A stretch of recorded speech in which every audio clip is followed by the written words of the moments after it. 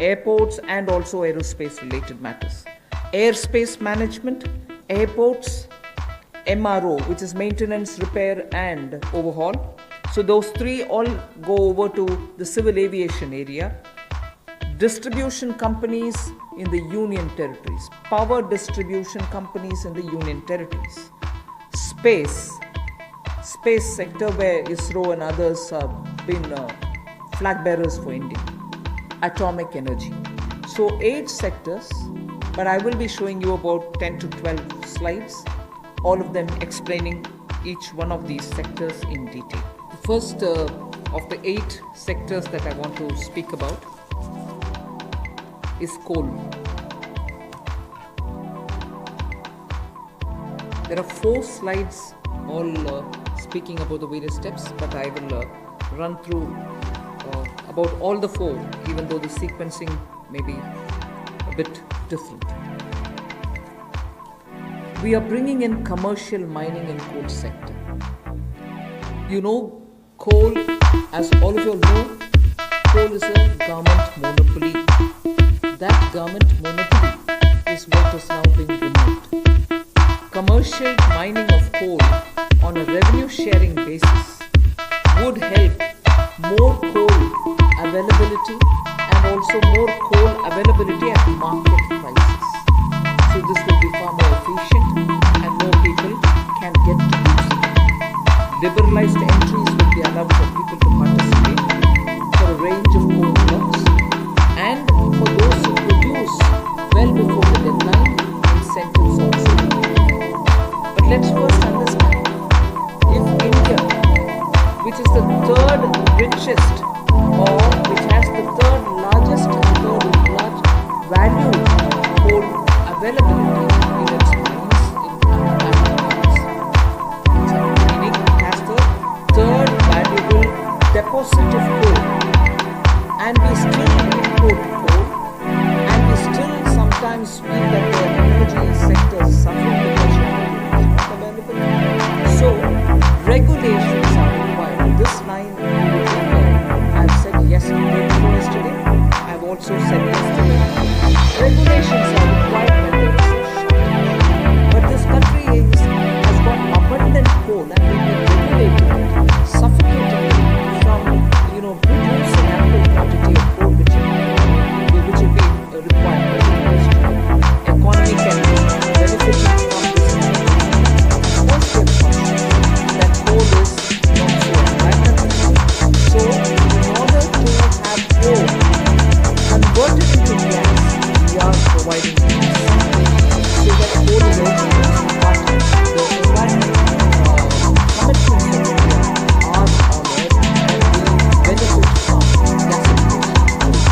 And also the coal bed methane also will be auctioned, so that these coal beds which are with Coal India but also can benefit from it. So the coal bed methane extraction also will happen through auction. 50,000 crores will be spent by Government of India for creating evacuation infrastructure, because after the coal is mined, brought to the pit head, you don't have enough right kind of infrastructure to have this coal, mined coal, evacuated from there. So 50,000 crores is being given to ensure that evacuation infrastructure is provided. So this is in short what is being done to bring in reforms in the coal sector. I move to mining of minerals.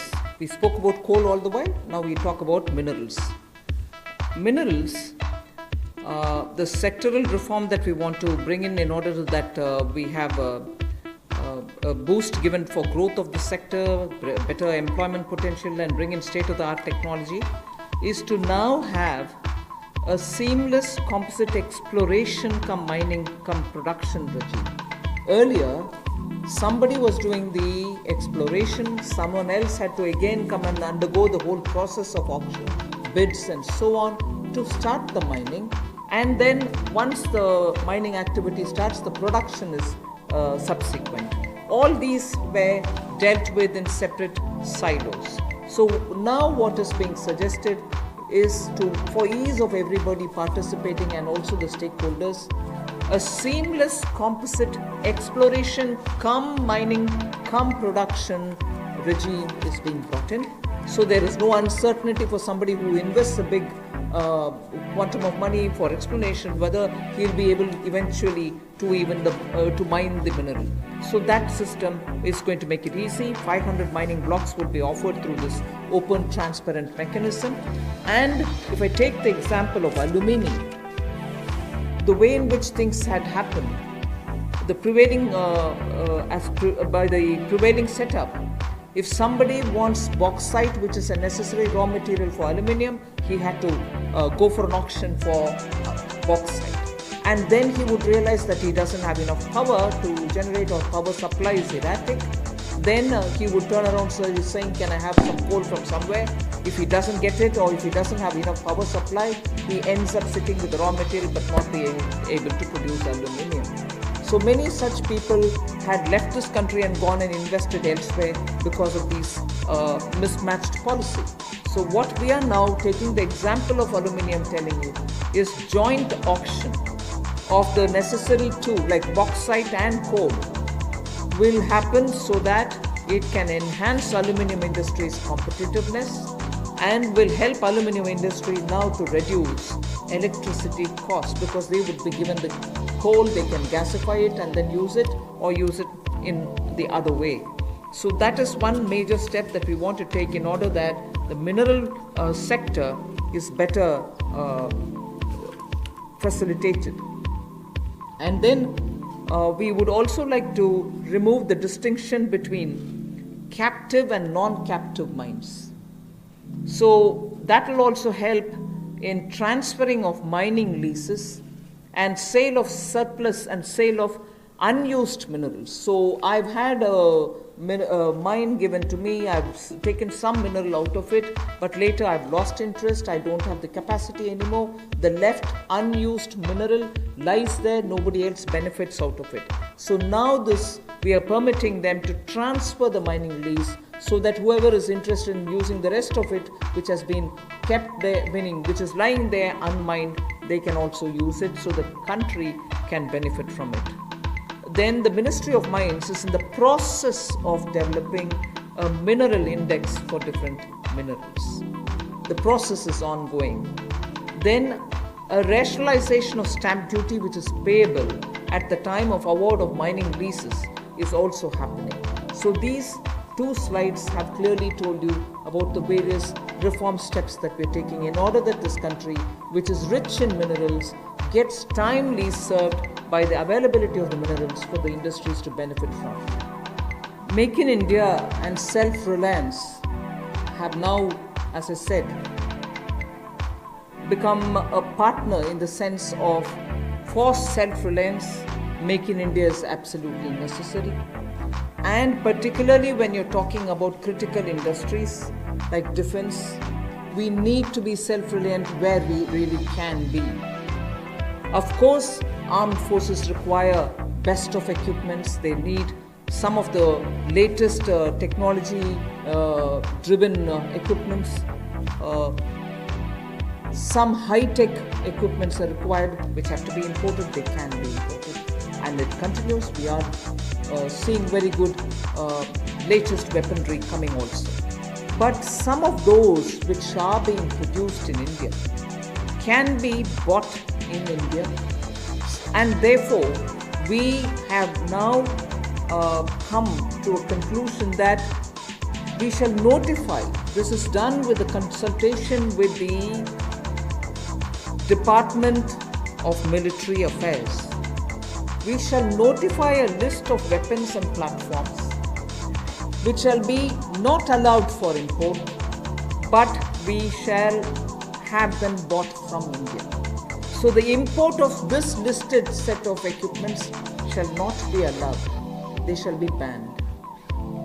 And every year this list will be increased because more capacities which come to be recognized, which meet the standards, which meet the defense standards, will be obtained from India as they say, the defense's general staff qualitative requirements, the GSQRs for weapons and platforms, will all be honored, but those list of items which get notified can only be purchased from India. Indigenization of some imported spares will also be given priority. For years we have been producing spares which are good enough for even those imported vectors, imported weaponry, imported platforms. Unless we are able to do that, the spares are also something which India probably can produce but are getting imported. So indigenization of imported spares. Then for all this, a budget provision, a separate budget provision will also be given for domestic capital procurement. So this is going to be something with which the defense can make sure that their import bill can come down. This is done in consultation with the Department of Military Affairs, and this will be an important step towards making sure that Indian producers of defense equipments which are absolutely meeting with the standards which the armed forces would want will be purchased from India. The next step in defense production related reform is to improve the autonomy, accountability and efficiency in ordnance supplies which are being made by the ordnance factories. And for this, we intend to corporatize ordnance factory boards. I like to emphasize here, corporatization is not privatization. It doesn't mean that the ordnance factory boards are going to be privatized. No, they're not being privatized. But corporatized they will be. We want them to be better managed. We also eventually hope that they will get listed in the stock market. Ordinary Indian citizens can also buy shares in them. And through that, we expect that the ordnance factory boards and their processes, decision making, output, performance, all of them will be transparent for the Indian citizens. So ordnance factory boards will be corporatized, not privatized. I want to underline that, and I want media friends to please differentiate between corporatization and privatization. The next set of things about defense production is that FDI limits are being raised from 49% to 74%. Of course, it will have the security clearances and everything else as always. And then we'll also have a mechanism established so that time-bound defense procurement processes happen. There will be a project management unit set up. Support will be given for contract management purposes. Then, as I said earlier, a realistic setting for the general staff qualitative requirements, the GSQRs as they're known, of weapons and platforms will be made, because sometimes unrealistic quality requirements are established and quite a lot of time is spent in searching for suppliers who will meet all those requirements. You end up with just one supplier, and just buying it from one supplier is not permitted, and then you do the entire circle all over again. So realistic setting of qualitative requirements is something on which we place emphasis, and above all, overhauling of the trial and testing processes. Yes, we understand India is a country which has different climatic and geospatial requirements, tropical, coastal, Himalayan, high altitude and everything, but we still need to become efficient in trial and testing of procedures. The next three relate to civil aviation. I'll be very speedy about them. One relates to airspace management. The next relates to PPP and airports which have been given for management and maintenance. Then MRO hub. The three are put together relating to civil aviation. The first is the airspace management. Just to give you a background, only about 60% of the Indian airspace is freely available.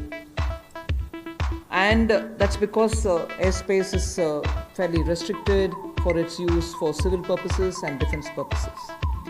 This means that all these years, all these decades, we have been flying to most destinations, not through the shortest route, but slightly longer routes, which means you're having more time in the air.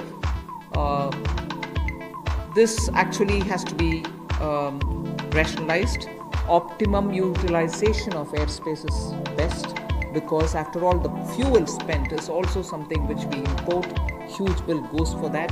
Finally, the customer ends up paying more price for the flying, and for pilots it's a extra hour of flying or half an hour of flying.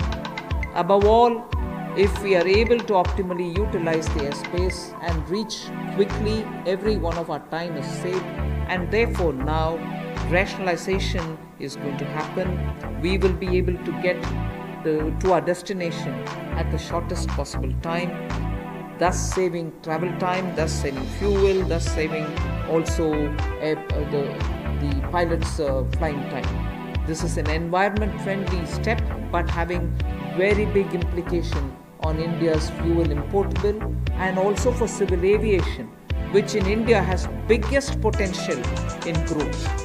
Civil aviation is up for a big leap. So the airspace availability through which the flying time is influenced is going to be better. That is one. The second that I'd like to tell you about is 6 more airports are for auction, and the Airports Authority of India shall do it on public-private basis, PPP basis. Additional investments also are likely to happen by private players in about 12 airports, which they are already holding, for better world-class facilities to be brought in. So majorly, airports in India will become far more with better facility and customer experience. This has financial implications to the extent not so much for the budget, but the AAI, the Airports Authority of India, will get a down payment of 2,300 crores, and also the first and second rounds of investments are expected to get 13,000 crores. So this is one step which will at a time increase better facilities and also make our airports a lot more worthy experience for the passengers. The third in this, because it's all pertain to civil aviation, is making India an MRO hub. This was mentioned also in the budget. Maintenance, repair and overhaul of aircrafts is a big business. Most of the Indian aircraft themselves go abroad to do their repair works, spend on parts there, and also come back for after the overhaul to India. But maintenance and repair and overall, India has all the capacities, manpower skills required, soft skills required, and also India can then be the center for many of the flights which go towards Southeast Asia, long distance to Australia, similarly westwards also. If we make sure that MRO ecosystem is created in India, for which the tax regime has already been altered so that it favors settlement step that we want to make sure India benefits from. And in this, not just civil aircrafts, but also defense aircrafts can also be benefiting from the MRO, which make India a huge hub. Maintenance cost for all airlines will come down, and that again will have a ripple effect on the passengers. The travelers can probably do less for that. So these are 3 put together reforms for the civil aviation sector. I move to talking about the next the power distribution companies in union territories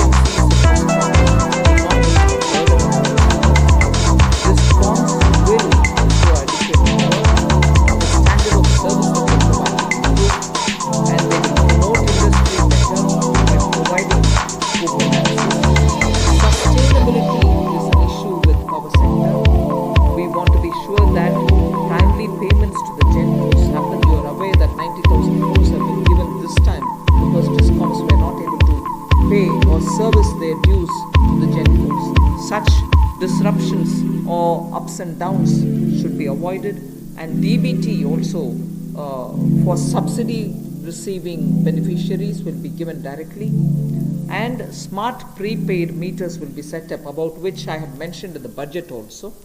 So tariff policy coming into place will also see one more major step, in that in the union territories we shall make sure that the DISCOMs are privatized. Suboptimal performance of power distribution and supply can never be in favor of the customer. So that is as regards power sector reforms. The next is on social infra projects.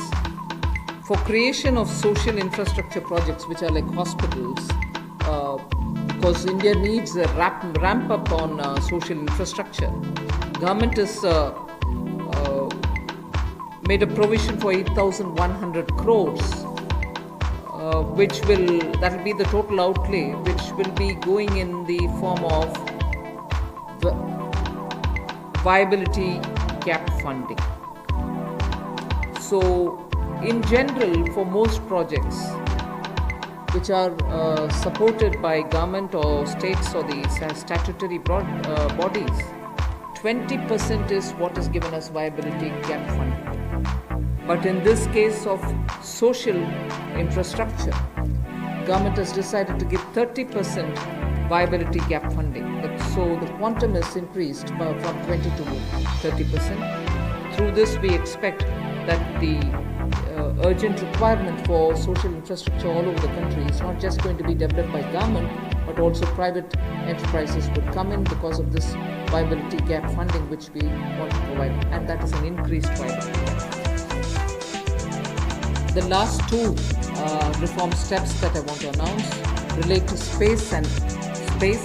The next one relates to atomic energy. First, in space, you know that India has had the benefit of an extraordinary institution such as the ISRO.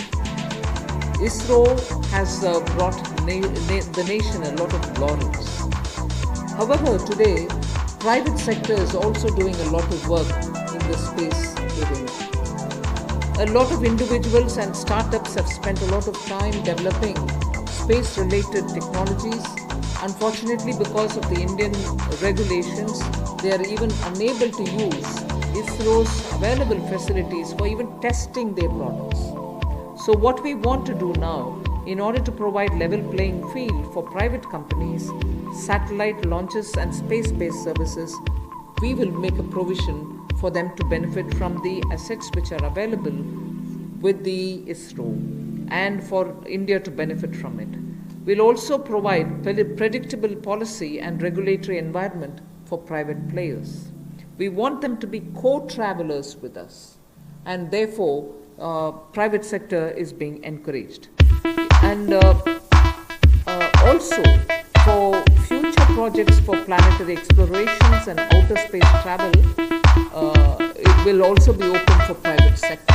So in short, private sector is being given a good access to this space area where both government and private sector can work for a better Atmanirbhar Bharat.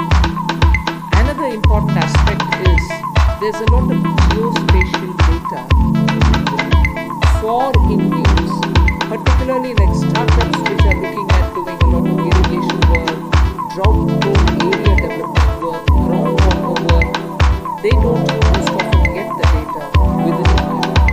They go getting it from abroad, the data about India, paying through their nose for some good work that they do for India itself. So a liberal geospatial data policy is something which we like to work, and we want to provide remote sensing data to tech entrepreneurs, but of course with a lot of sense of caution, because this is a very sensitive area. We want to also give the benefit and the advantage to the Indian startups who are also doing pioneering work. The last step for today, the set of reforms that we are announcing, is related to atomic energy related reforms. There shall be a research reactor in PPP model which will be established only for the production of medical isotopes.